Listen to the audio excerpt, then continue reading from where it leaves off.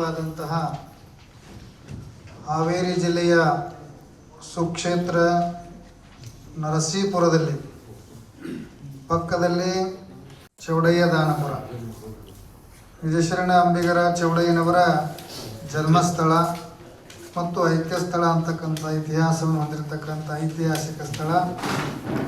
ಅಲ್ಲಿ ವಿಜಯಶರಣ ಅಂಬಿಗರ ಚೌಡಯ್ಯನವರ ಐಕ್ಯ ಮಂಟಪ ತುಂಗಭದ್ರಾ ನದಿಯಲ್ಲಿ ನಾವು ನೋಡಬಹುದು. ಅಂತಹ ಒಂದು ಮಹಾಸ್ಥಳದಲ್ಲಿ ಅಂಬಿಗರ 10ನೆಯ ಶರಣ ಸಂಸ್ಕೃತಿ ಉತ್ಸವ,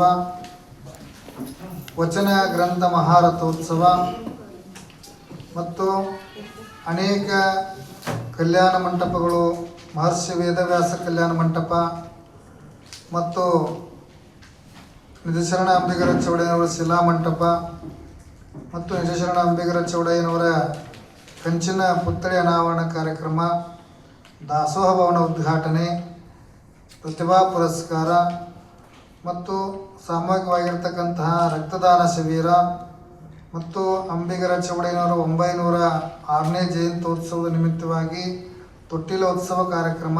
ಉತ್ತರ ಕರ್ನಾಟಕ ನ್ಯೂಸ್, ಇದು ಕನ್ನಡದ ಉಸಿರು.